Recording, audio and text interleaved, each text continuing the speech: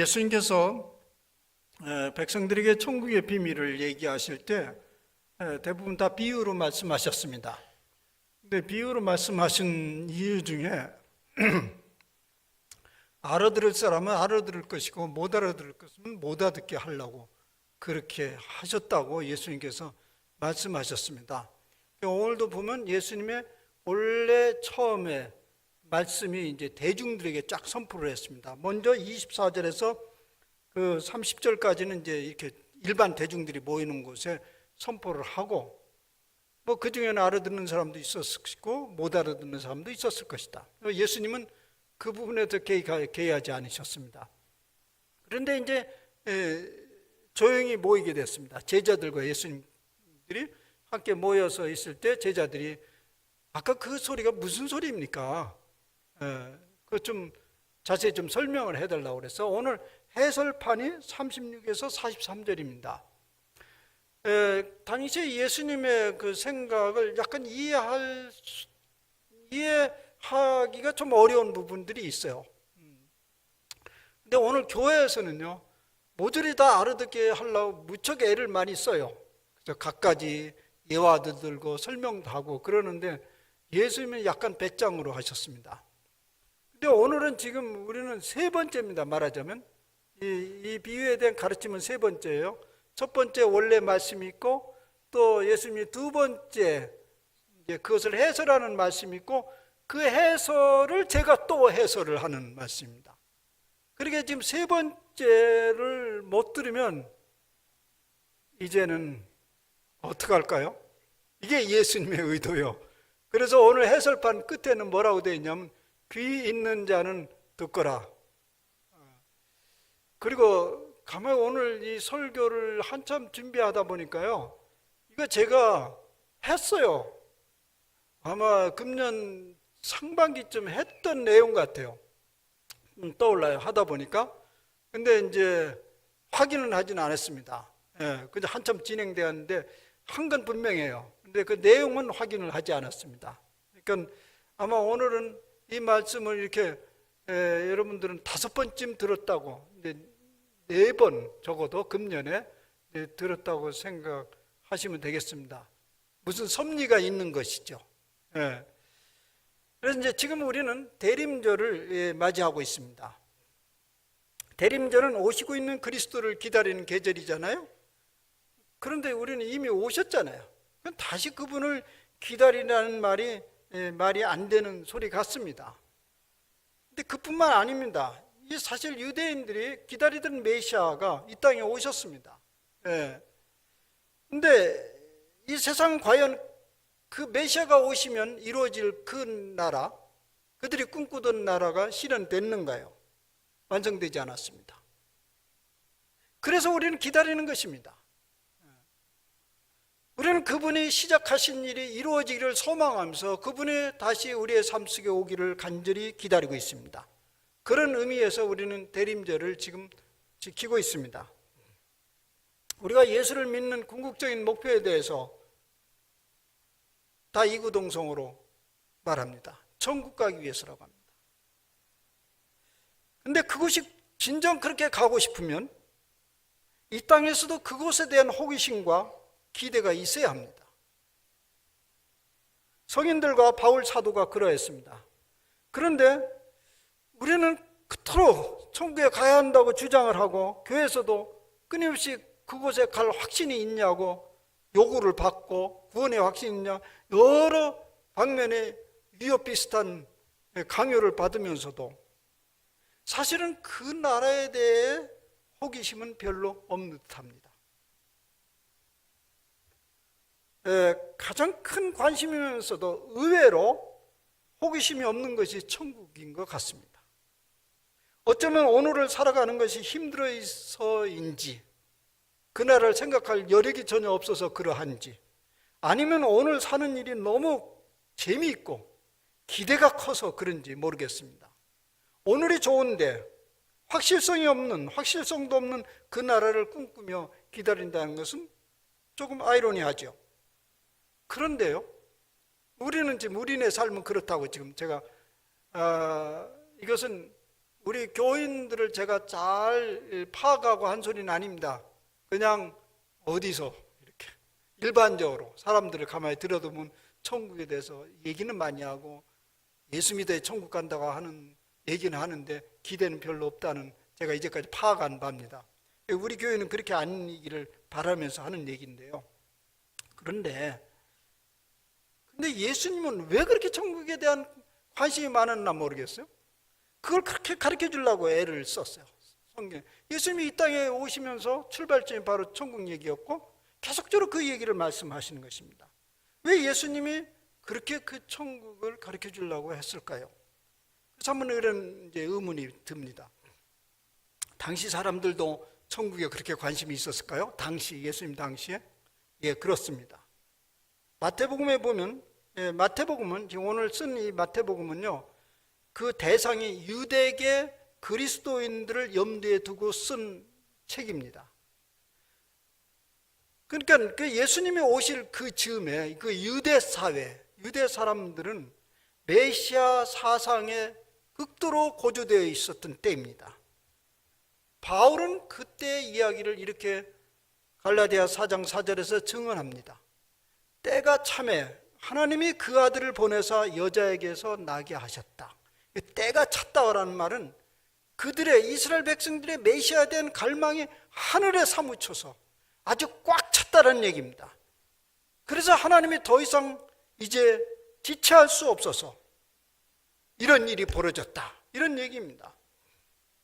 근데 성경에 보면 하나님이 하시는 때에 대해서 곳곳에 얘기하는 말씀이 있습니다. 예를 들면 아주 성경 구약의 초기에 보면 출애굽기 3장에 보면 이스라엘 백성이 애굽에서 고통당하는 장면이 나옵니다.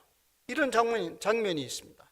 여호와께서 이르시되 내가 애굽에 있는 내 백성의 고통을 분명히 보고 그들의 감독자로 말미암아 부르짖음을 듣고 그 근심을 알고 내가 내려가서 그들을 애굽인의 손에서 건져내리라. 그리고 모세에게 말합니다. 이제 가라. 이스라엘 자손의 부르짖음이 내게 달하고 애굽 사람이 그들을 괴롭히는 학대도 내가 보았다. 내 백성 이스라엘 자손을 애굽에서 인도하여 내게 하리라. 이 말씀을 이렇게 자세히 묵상해 보면요, 하나님이 인생들의 삶의 모습을 샅샅이 들여다보고 있는 느낌을 받습니다. 이스라엘 백성들이 애굽 사람들로 하여금 이런저런 여러 가지 고통을 당하는 것을 빼놓지 않고 들여다봤다는 것입니다. 그리고 그들의 신음이 너무 크고 괴로워하고 좌충우돌하는 것이 너무 안타깝고 더 이상 기다릴 수가 없어서 하나님이 그곳에 내려왔다, 이런 장면을 우리가 보게 됩니다. 마찬가지로 예수님이 오실 때도 그러했습니다. 이스라엘 백성들이 참으로 오랫동안 메시아 올해를 갈망하며 기다렸습니다. 그것이 극에 달했을 때 하나님이 더 이상 참을 수 없어서 그 아들 예수 그리스도를 이 땅에 보내셨습니다. 그것이 그리스도의 탄생입니다. 예수님은 그러한 유대인들의 당시의 절박한 삶의 모습들을 다 알고 있었습니다. 메시아를 그렇게 기다리고 기다렸는 그 심령을 예수님이 다 파악을 하고 계셨던 것이죠. 그런데 그들의 메시아 사상은 곧바로 하나님 나라와 연결되는 것이거든요. 그들이 메시아를 고대했던 것은 다름 아닙니다. 하나님이 통치하시는 그 나라를 꿈꾼 것입니다. 그때가 오면 이스라엘 땅에서 모든 정복자를 내몰아낼 것이고 그리고 톡톡히 그 대가를 받아내리라는 기대가 있었습니다. 시편 기자에도 곳곳에 그런 걸 예언하고 있습니다. 원수들의 보응을 해 주시옵소서, 이런 하소연하는 장면이 나옵니다. 그것이 바로 메시아 때에 일어날 일입니다. 그들은 더 이상 이제 정복민이 아니고 오히려 세상을 지배하는 제사장 국가가 될 것이고 다윗이 꿈꾸던 그런 날을 실현하게 될 것입니다. 그것이 그들이 지니고 있었던 이상적인 하나님의 나라였습니다. 그런데 이 하나님 나라의 가장 정통한 예수님의 관점에서 그들의 생각을 들여다보니 다소 편협되거나 왜곡된 부분이 있었습니다. 그래서 예수님은 그들의 생각을 좀 바로 잡아보고자 해서 오늘 이 말씀을 하신 것입니다. 신앙인들은 그들이 믿고 있는 하나님 나라에 대한 이해가 어떠하냐에 따라서 오늘 살아가는 그 방식이 달라지고 가치관이 달라질 수밖에 없습니다. 예를 들면 오늘 교회를 어지럽게 하는 신천지 있잖아요. 그들도 결국 우리랑 충돌하는 것은 하나님 나라의 관점의 왜곡입니다. 그들에게 하나님 나라는 매우 제한적인 선택된 소수의 사람만이 점유될 수 있는 곳으로 믿고 있습니다. 인원도 정해져 있습니다. 14만 4천 명. 그들의 계산은 매우 합리적인 것처럼 보입니다. 구약에 12지파가 있습니다. 12명의 지파가 있어요. 그리고 그 구약에 보면 민수기나 보면 그 지파마다 사람 수가 세어집니다. 근데 이들은 이렇게 계산했습니다. 마지막에 12지파에 선택된 백성은 각 지파당 12,000명씩 배당이 됐습니다. 그래서 12 곱하기 12,000이면 14만 4천 명이 됩니다. 그런데 그 14만 4천 명이 계시록에 보니까 딱 나와요. 아, 이거 기가 막힌 해석이다. 그래서 모든 사람들이 거기에 열광하고 있습니다. 많은 사람들이. 그런데 14만 4천 명이 되면 이제 문 닫아야 되는데 계속 거기는 문이 열려져 있습니다. 그래서 지금 제가 들은 통계에 의하면 18만 명이 되었습니다. 그래서 이제 3만 6천 명은 치열한 경쟁 속에 이제 어쨌든 들어갔습니다. 그런데도 그들은 계속 전도를 하고 있습니다. 경쟁력을 높이기 위해서 그런 것 같습니다. 그래서 제게 보내온 그 자료에 보니까요, 그 경쟁에 뚫고 들어가기 위해서 시험 공부를 밤을 새면서 공부를 하고, 그래서 그 시험을 보려고 큰 강당에 보면 전국의 12지파의 시험을 봅니다. 그 강당에 하얀 옷을 입고 무슨 종이에 큰 시험지를 갖다 밑에 놓고 처음도 엎드려서 열심히 시험을 보는 걸, 그 장면을 저에게 보내왔습니다. 참 왜곡된 하나님 나라의 이미지죠. 그들의 삶이 거기에 가치관에 따라서 그렇게 놀아갑니다. 참 안타까운 일이죠. 이것만이 아닙니다. 우리네 하나님 나라의 관점도 그러합니다. 죽으면 어쨌든 영원히 사는 곳, 즉 우리가 누리고 있는 이 생명줄을 끝까지 놓지 않고 연속할 수 있는 그 하나님 나라를 생각하면 사실 그런 것은 크게 기대가 될 리가 없습니다. 왜요? 그저 그런 것이 있다는 것으로 다행스럽긴 해요.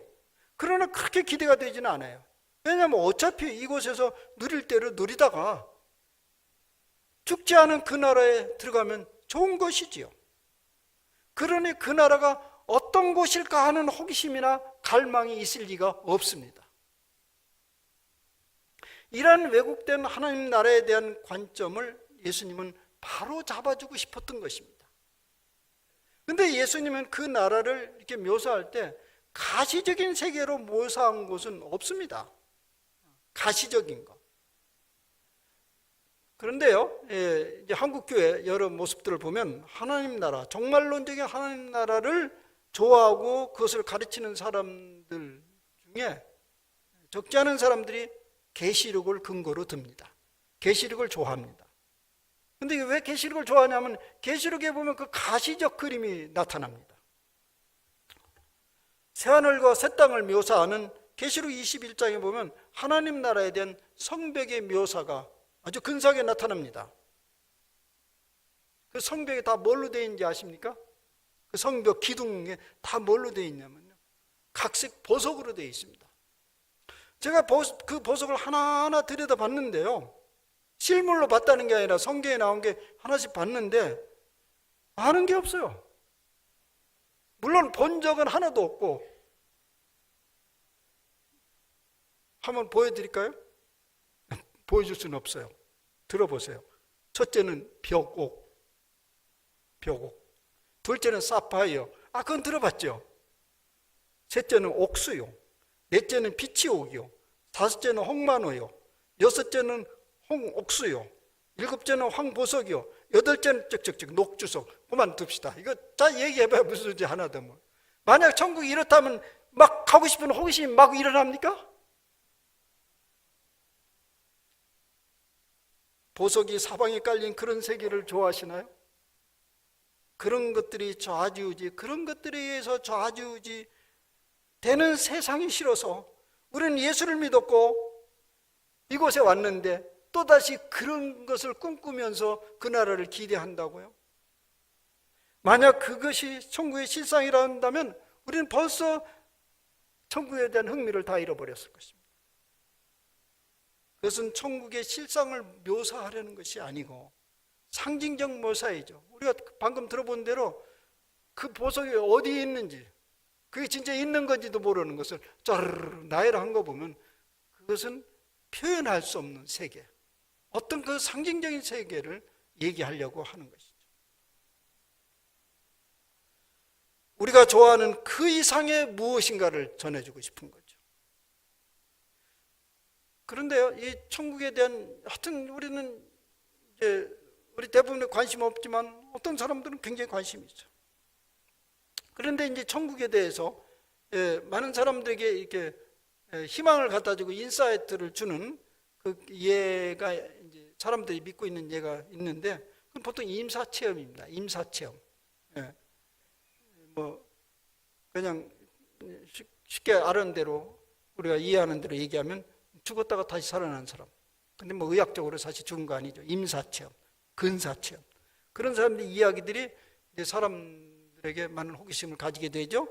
그들의 증언에 의하면 그 세계를 맛보기 전에는 그 죽음이 매우 음산하고 어둡고 두려운 것이라고 생각했는데 막상 그 세계를 흘끗 들여다보니 그것은 결코 어두운 것이 아니고요, 매우 밝은 것이고요, 음산한 것이 아니고 매우 편안한 것이고 매우 환영하는 분위기였다는 것입니다.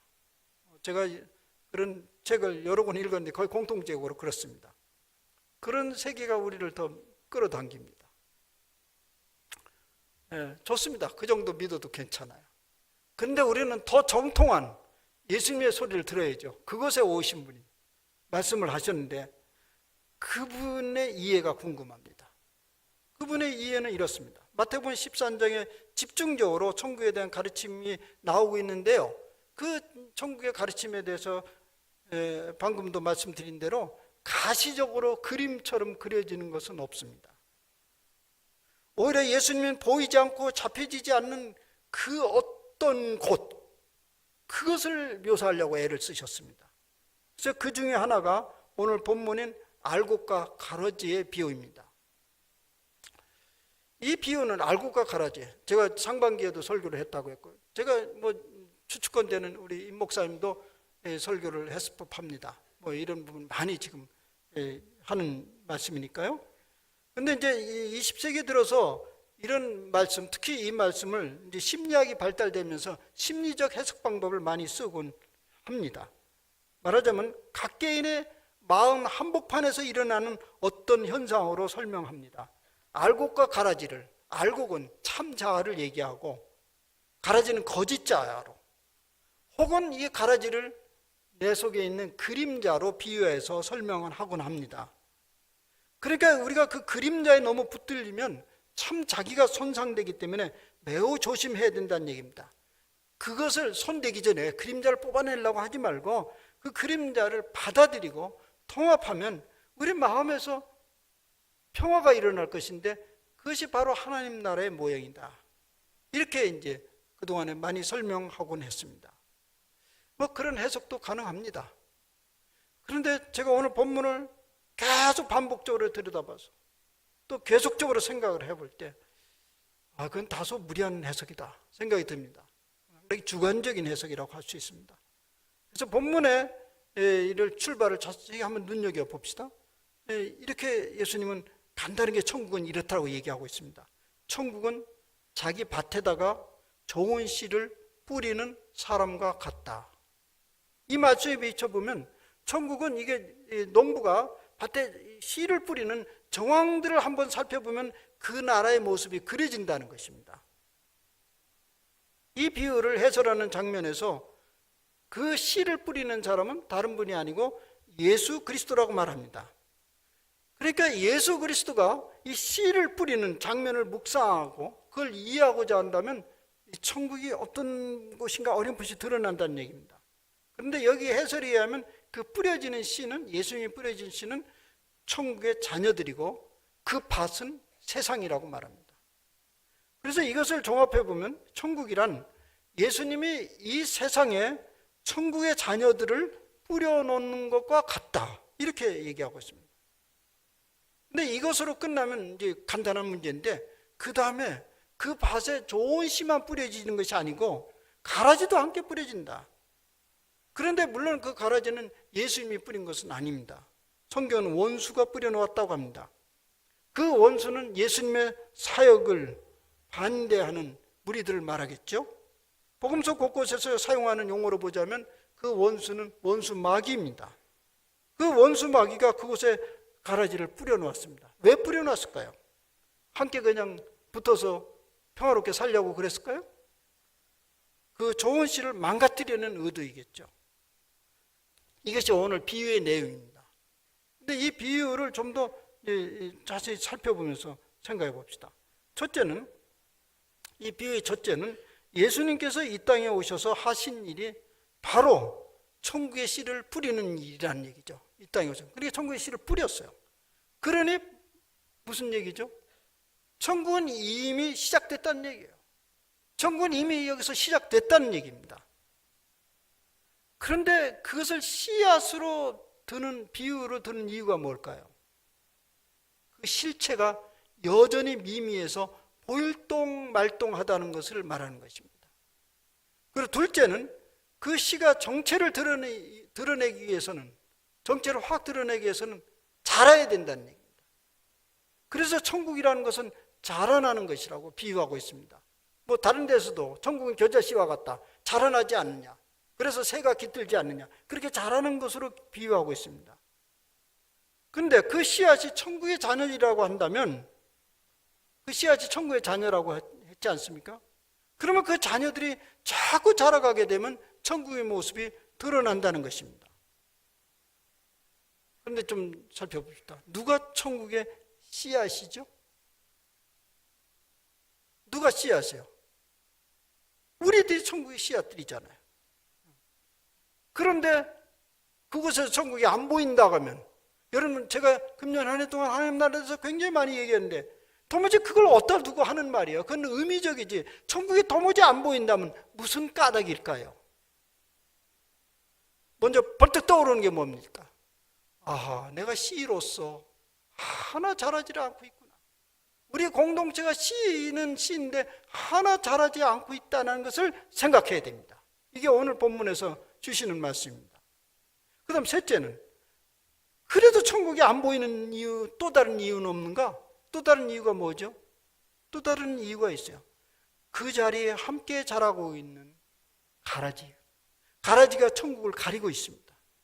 그 가라지가 지속적으로 좋은 씨를 위협하고 있습니다.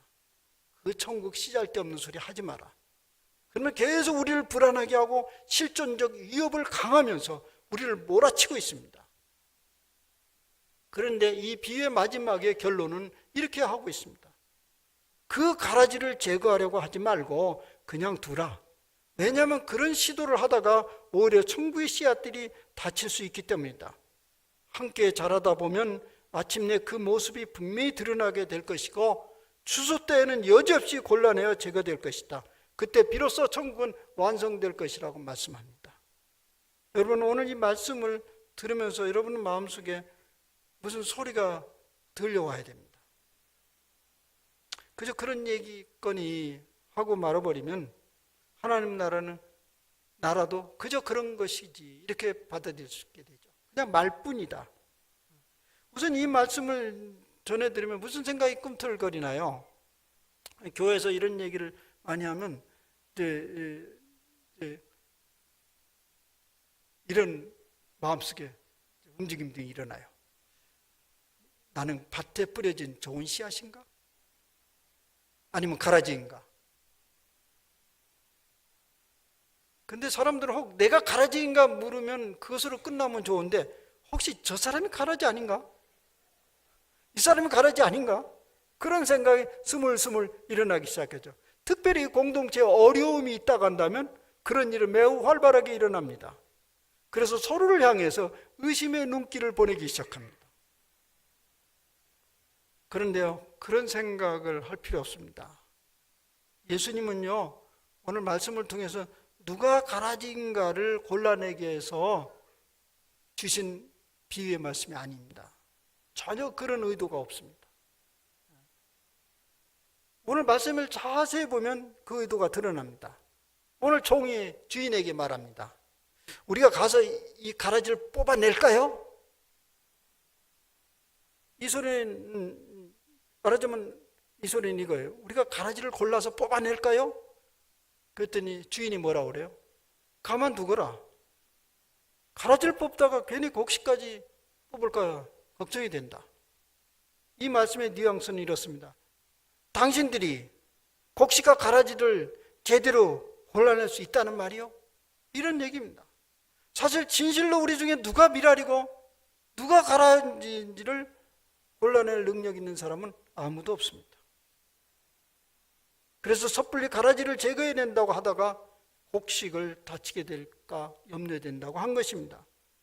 그러므로 이 말씀은 가라지를 경고하거나 심판하려는 의도보다는 이 어려운 가운데서도 가라지 때문에 힘든 상황 속에도 예수님을 따르고 그 하나님 나라를 일구고자 하는 미라들을 격려하려는 말씀입니다.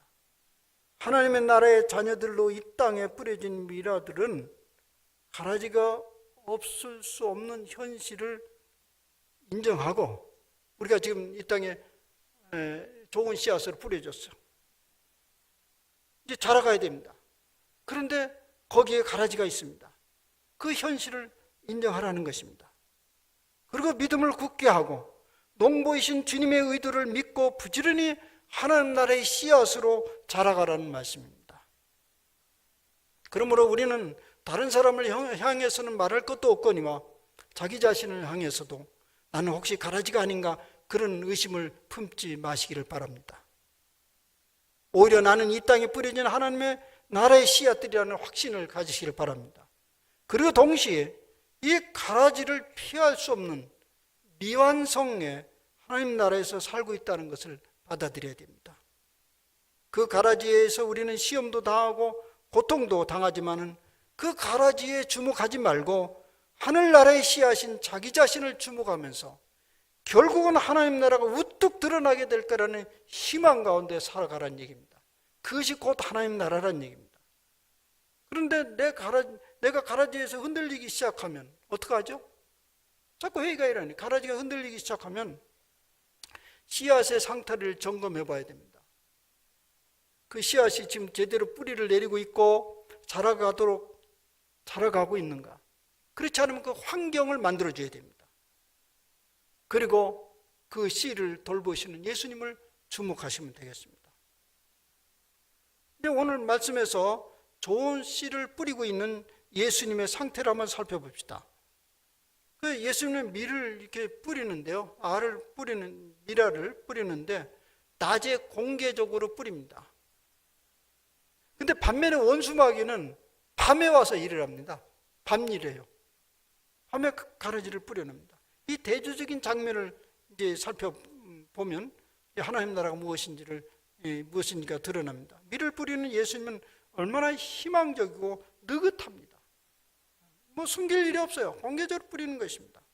그런데 원수는 무엇에 쫓기듯이 초조하고 조급하고 근심하고 염려하면서 밤에 가라지를 뿌립니다. 미라를 뿌리는 사람은 이미 원수가 미라를 지금 뿌리는 이 농부는 이미 원수가 가라지를 뿌릴 것을 다 알고 있었습니다.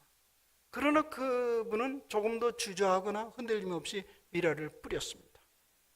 왜냐하면 장차 자라게 될 그 미랄의 희망 때문이었습니다. 결국 그 미랄은 만난을 무릅쓰고 알곡으로 자라가게 될 것이고 그때는 더 이상 가라지는 밟을 것이 없는 완전한 하나님 나라가 세워질 것에 대한 희망 때문에 그랬습니다. 예수님은 자기 밭에 뿌려놓은 씨앗들을 관리하고 자라게 하십니다. 거기 보면 내 밭이라고 그래요. 제 밭. 근데 이게 예수님입니까? 이 세상은 주님의 밭입니다. 마귀의 세상이 아니야. 마귀가 살짝 끼어든 것이죠.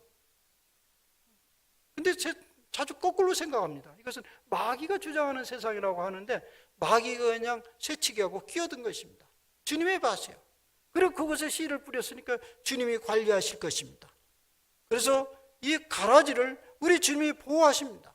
그래서 그분을 주목하라는 것입니다. 그리고 내 자신이 좋은 씨앗이라는 확신을 가지고 그 하나님 나라 운동을 열심히 펼쳐가는 것입니다. 그렇게 하도록 격려하기 위해서 이 말씀을 주신 것입니다. 그러면 이제 이 말씀이 우리에게 희망을 주지만 실제 이것을 실천해가는 많은 사람들을 보면 더 희망이 솟습니다. 제가 영성을 공부하면서 많은 신비가들의 남겨진 글들을 보았습니다. 근데 그들의 마음속에는 한결같이 하나님 나라에 대한 희망으로 가득 차 있습니다. 그 하나님 나라의 희망이 뭐냐면 한마디로 요약해서 나옵니다. 모든 것은 다 잘 될 것이다. 현재 이 가라지나 우리를 고통스럽게 여러 현실들은 결국은 다 사라질 것이다. 모든 것은 잘 될 것이다. 그래서 그들은 그 시대에 빛을 남기고 간 사람들입니다. 저는 그런 사람들을 보면 그 사람들의 책이나 그런 소리를 자꾸 듣는 것은 이게 하나님 나라라는 것이 그냥 말뿐이 아니구나. 실제적으로 많은 사람들 속에서 하나님 나라가 커가고 일궈져가고 점점 완성되어져 가는 것을 느끼게 됩니다. 18세기에 조나단 에드워드라는 미국의 사상가요, 신학자요, 설교가요, 선교사요, 행정가, 지금 프린스턴 전신인 뉴저지 대학의 총장도 했고요. 이런 조나단 에드워드라는 사람이 있었습니다. 그는 이미 10대 후반에 주님을 만났고 회심을 하고 그의 20대의 모든 사물을 바라보면서 이런 증언을 하고 있습니다. 고요하고 달콤한 거룩하고 장엄한 신적 위험을 난 이 대자연 속에서 맛보았다. 그리고 그 이후 그는 하나님의 나라에 대한 호기심과 갈망이 증폭되어서 그의 삶의 방향을 바꾸기 시작했습니다. 그래서 신학을 하고 목회를 하고 또 대학 행정을 하면서 점점 하나님 나라에 대한 소망으로 넘쳐나서 마지막에는 자발적으로 일찍 하늘의 문을 열고 들어갔습니다. 그 얘기는 그 당시에 이제 미국에서 한참 천연두 왁진을 개발하고 있었을 때였습니다. 근데 이제 천연두 예방 백신이죠. 근데 그것이 거의 완성 단계에 이르렀는데 이제 인체 실험을 해야 되는데 이게 이제 마지막 단계인데 그게 확률이 50%예요. 죽을 확률과 살 확률이 50%니까 뭐 누구도 거기에 참여하려고 하지 않아요. 근데 가까스로서 거기에 이제 모집이 됐는데 조나단 에드워드도 거기에 참여를 했습니다. 그리고 그는 결국 희생됐습니다. 저는 그 장면을 그의 이번 주간에 제가 조나단 에드워드의 생애를 좀 더 자세히 읽어봤는데요. 저는 그렇게 그걸 보면서 그는 그렇게 갈망하고 소망스러운 하나님 나라의 문을 기다리기가 너무 멀어서 빨리 문을 열고 제껴 들어갔다. 이렇게 생각됩니다. 이런 많은 사람들의 증언들이 계속 자기 안에서 뿌려진 그 씨앗을 자라게 하고 세상을 하나님 나라로 만들어가자는 그런 경험 속에서 그 하나님 나라는 점점 그들에게 가까이 오는 것을 보게 됩니다. 짝퉁 명품을 가져본 적이 있습니까? 요새는 짝퉁도 아주 잘 만들어가지고 그걸 이제 보면 참 좋은 물건이다. 그런데 이런 생각이 들지 않습니까? 짝퉁에 맞들인 사람들 짝퉁에 주저앉지는 않아요. 돈만 있으면 진짜는 얼마나 좋을까 그런 생각을 하게 되죠. 이건 순전히 상상입니다. 저는 그런 체험을 안 해봐서.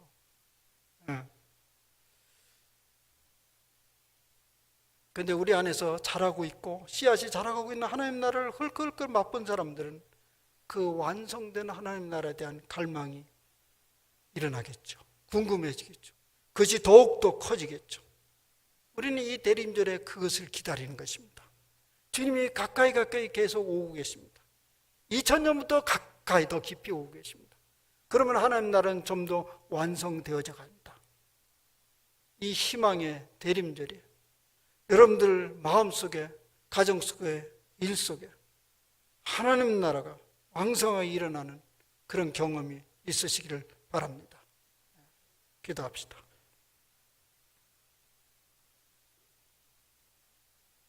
주님, 우리 인생들은 하나님 나라에 대한 궁극적 소망을 가지고 있습니다. 그러나 이 땅에서 씨앗이 제대로 싹을 내고 자라지 못하기에 그 하나님 나라는 여전히 추상적입니다. 그래서 오늘 예수님이 우리에게 답답한 심정으로 우리에게 이 말씀을 전하고 있습니다. 당시 유대인들이 그랬던 것처럼 오늘 저희들이 가지고 있는 하나님 나라, 그 왜곡된 그 나라를 바꾸기 위해서 오늘 이런 말씀을 전해주셔서 감사드립니다. 주님, 하나님 나라는 이미 우리 가운데 와 있습니다.